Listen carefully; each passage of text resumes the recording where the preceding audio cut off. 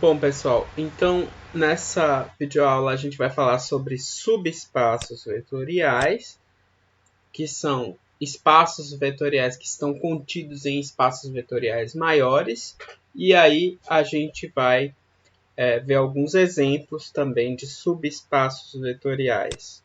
Então, vamos lá.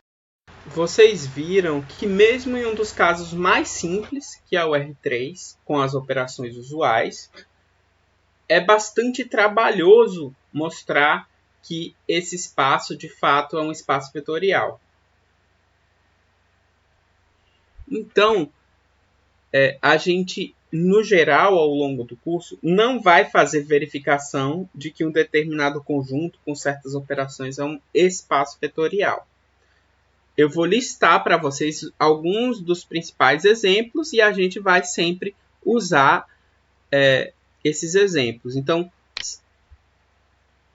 são espaços vetoriais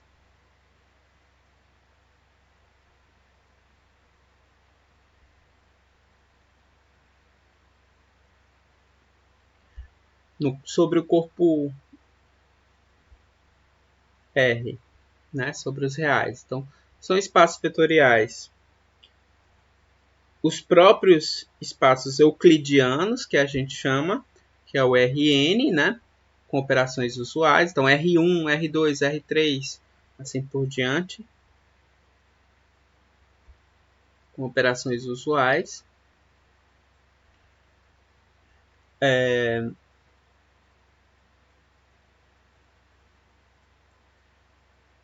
P de x, que são polinômios.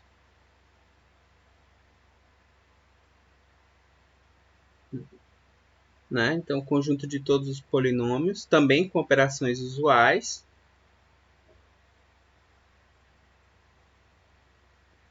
Operações usuais são aquelas que a gente está acostumado a fazer, tá bom?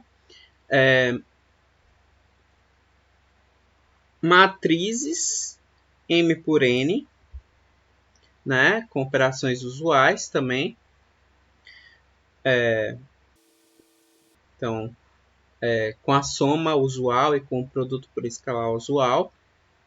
Vou colocar aqui funções contínuas, tá? Também com operações usuais. Então,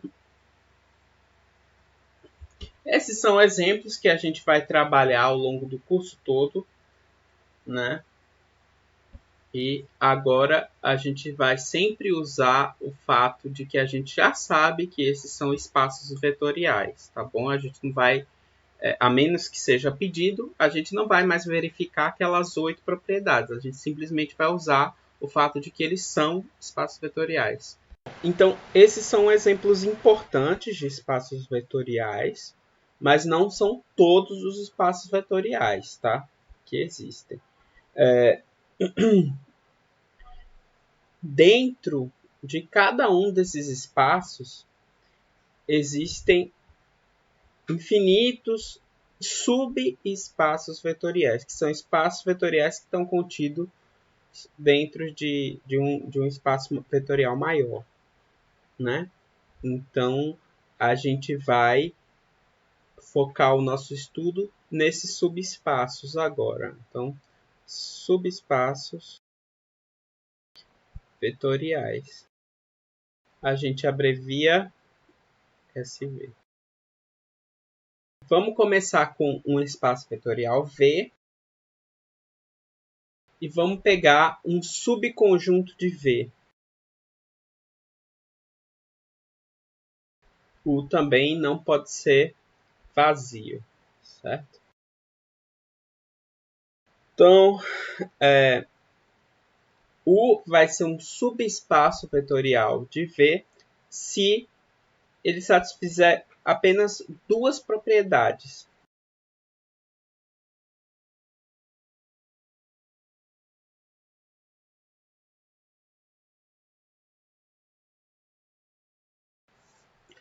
Então, aqui, muito importante, propriedade 1.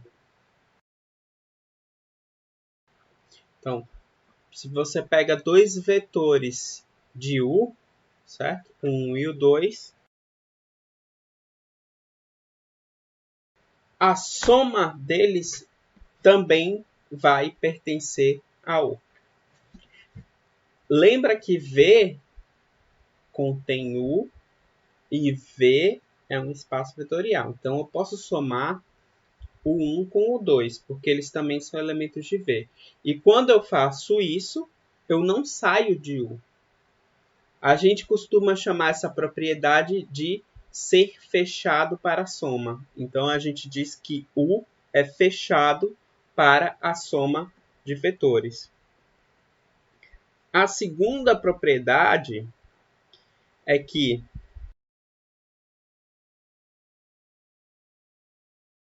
então, se eu pego um escalar lambda qualquer e multiplico por um vetor qualquer de U, o resultado desse produto vai permanecer em U. E a gente diz, nesse caso, que U é fechado para o produto por escalar. Certo? Então, quando um subconjunto de V satisfaz essas duas propriedades, esse subconjunto vai ser um subespaço vetorial de V.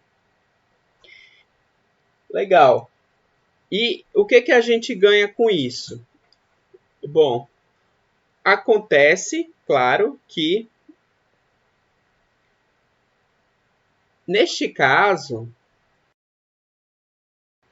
U vai ser um espaço vetorial em si mesmo.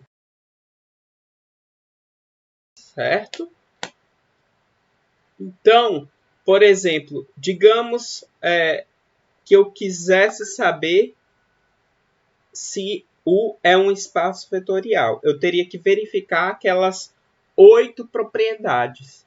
Mas se eu souber que U está contido em um espaço vetorial maior, que é V, então eu só preciso verificar essas duas propriedades e eu já vou saber que U é um espaço vetorial, porque ele é um subespaço de um espaço. E sendo subespaço, ele é em si mesmo um espaço, certo? Então, por si mesmo, ele é um espaço vetorial.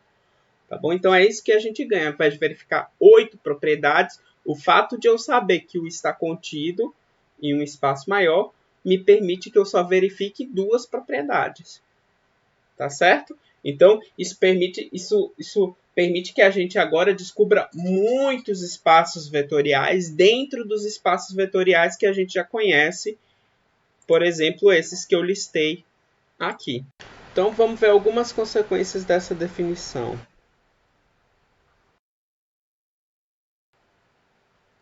A primeira consequência é que o vetor nulo sempre vai estar no subespaço. A gente pode mostrar isso rapidamente. Deixa eu fazer.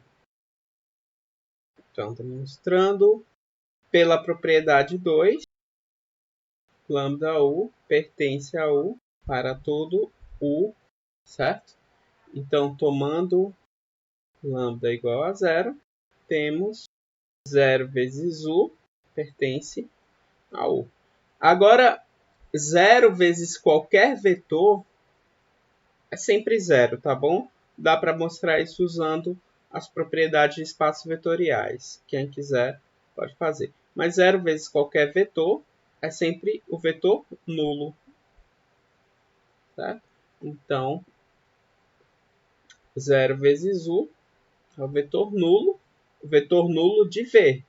Tá bom? E eu estou provando, então, que o vetor nulo de V obrigatoriamente vai estar em U. Certo? Lembra que eu não sabia isso até agora. Eu só sabia que U é não vazio, U está contido em V e que U é subespaço de V. Acabei de mostrar obrigatoriamente que a origem, que o vetor nulo também vai estar em U.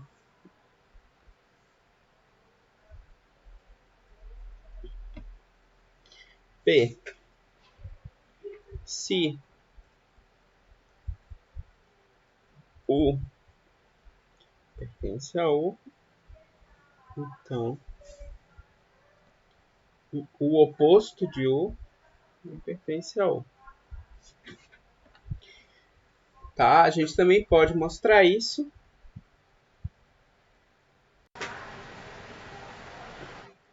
Primeiro, a gente tem que observar que menos 1 vezes U é igual a o oposto de U.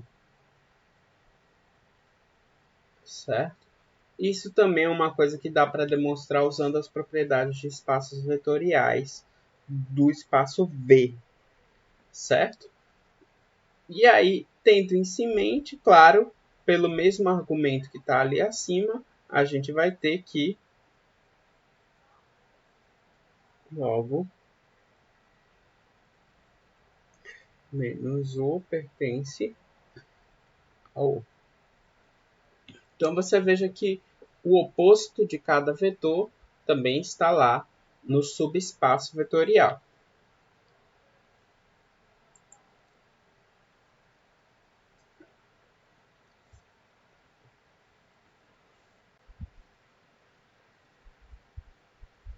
Então, vamos fazer um exemplo.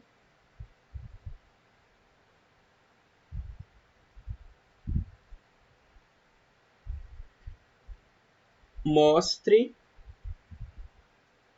que a reta U de equação y igual a 3x é um subespaço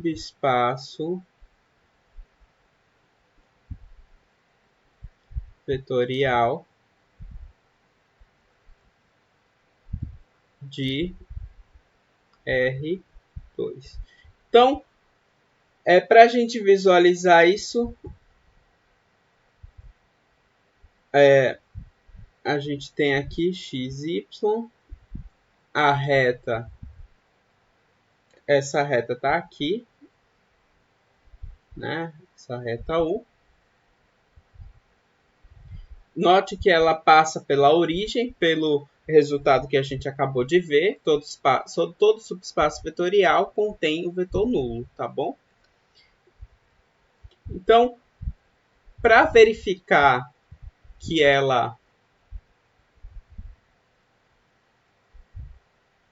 é um subespaço vetorial de R2, eu só preciso verificar aquelas duas condições.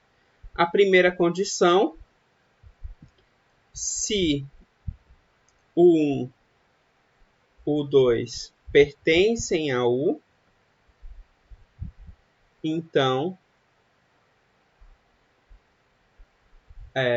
o 1 mais o 2 também pertence a U. Então, como o 1 e o 2 pertencem a U, as coordenadas dele têm que satisfazer a equação da reta, certo? Então,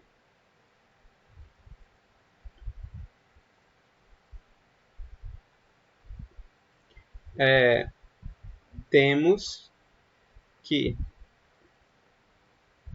o 1 vai ser igual a um certo A 3 vezes A, porque lembra que o 1 satisfaz a equação da reta. Então, o y tem que ser 3 vezes o x.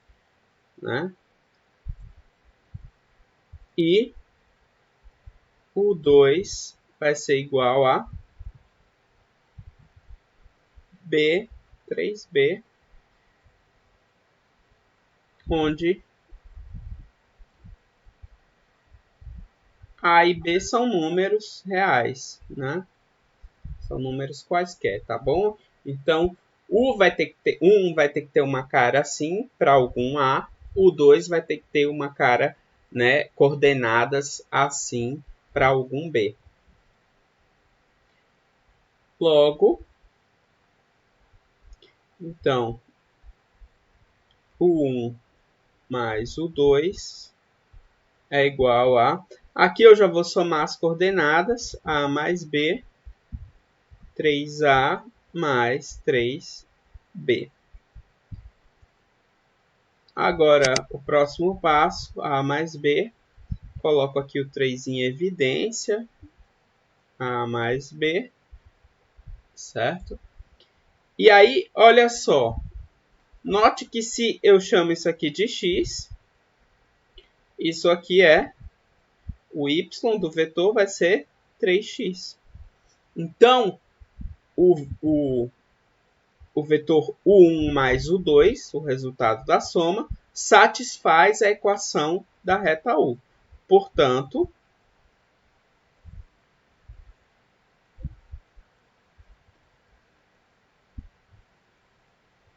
o 1 mais o 2 também vão pertencer a U. Certo? Então, acabei de verificar a primeira propriedade de subespaço vetorial. Vamos verificar a segunda propriedade. Qual é? Bom, eu tenho que mostrar que dado um lambda qualquer em R e U pertence a U, temos que lambda U, lambda vezes U, também pertence a U. Então, a gente tem que verificar isso para mostrar que U, de fato, é subespaço vetorial de R2.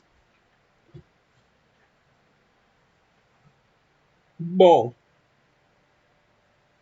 de novo,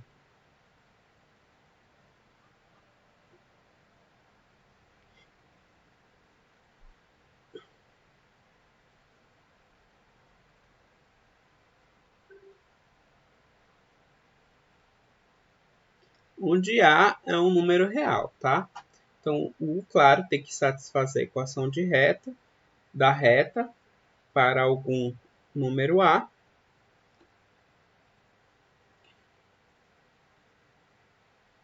Logo,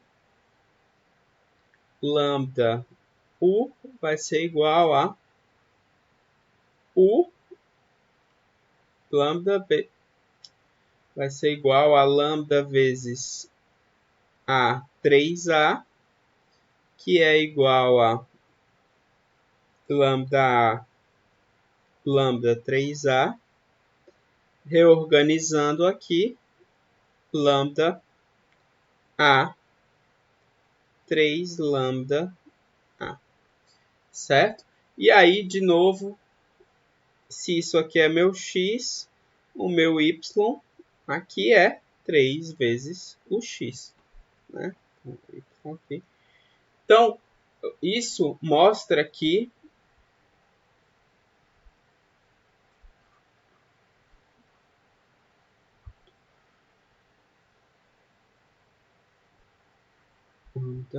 U pertence, de fato, à reta U.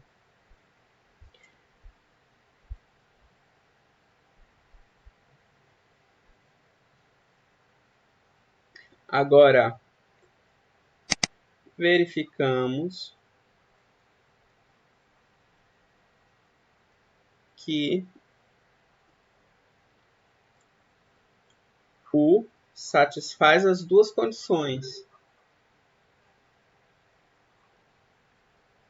E 2. A condição 1 e a condição 2. Logo, U é subespaço vetorial de R2, né? Bom, vamos fazer mais um exemplo de espaços vetoriais, de subespaços vetoriais.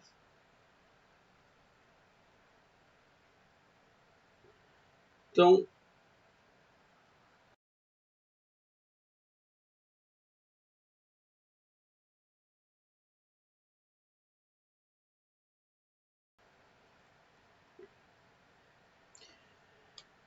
mostre que P2 de x, que são os polinômios de grau menor ou igual a 2, é um subespaço vetorial de P de x, que são os polinômios de qualquer grau, né?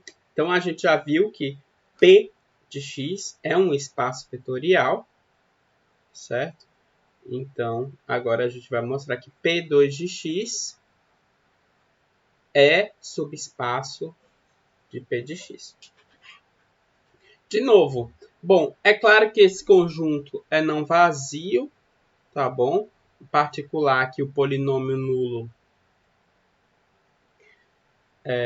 tá nesse espaço, né? Então ele é não vazio. Claro que também ele está contido nos polinômios, né?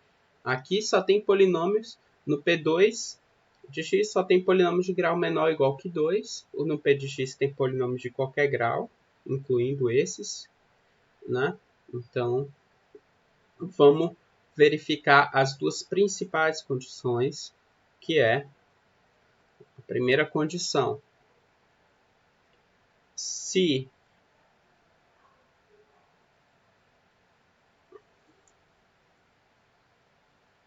P de x, Q de x pertencem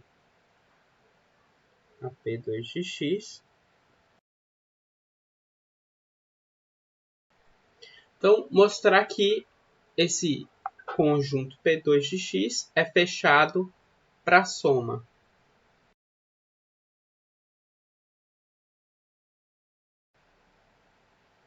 Então, para começar, vamos escrever P de x e Q de x com seus coeficientes, né? Então, vamos dizer que P de x é igual a x mais px mais c, Q de x é igual a dx ao quadrado mais x. Agora, como fica a soma de P de x e Q de x?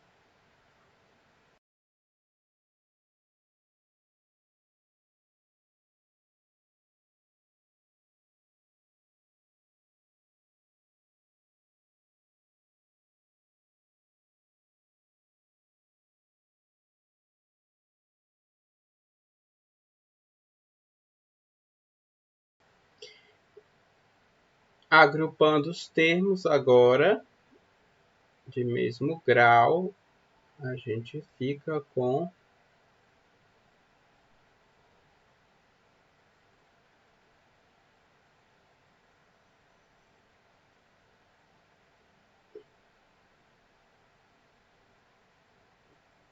claro que essa expressão aqui é um polinômio de grau menor ou igual que 2, portanto, pertence a P2 de x. Certo? Então, está demonstrada a primeira condição. A segunda condição é o que? Dado um número e um elemento de P2 de x, então, lambda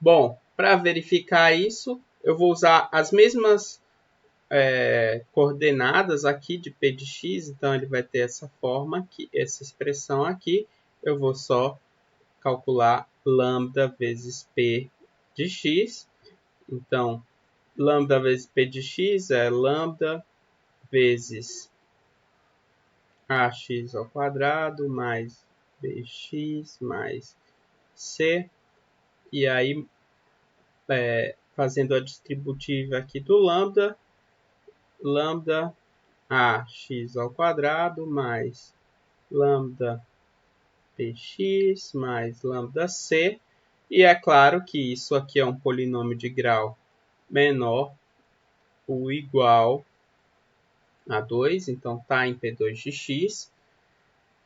Concluímos assim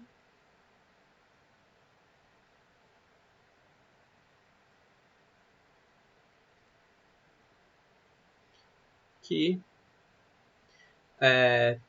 P2 de x é subespaço vetorial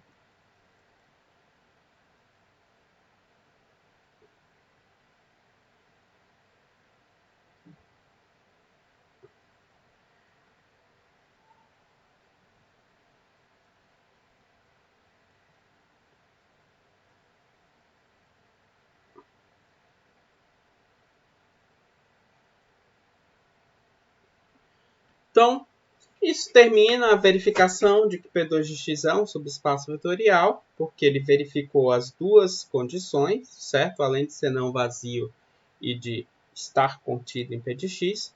Então, isso conclui o exemplo. Então, pessoal, é isso que eu queria falar com vocês nessa aula. Eu ainda quero fazer mais um vídeo curto com mais alguns exemplos interessantes, exemplos não usuais, exemplos mais exóticos, certo? Quero fazer mais esse vídeo, mas por enquanto é isso. Então, até a próxima.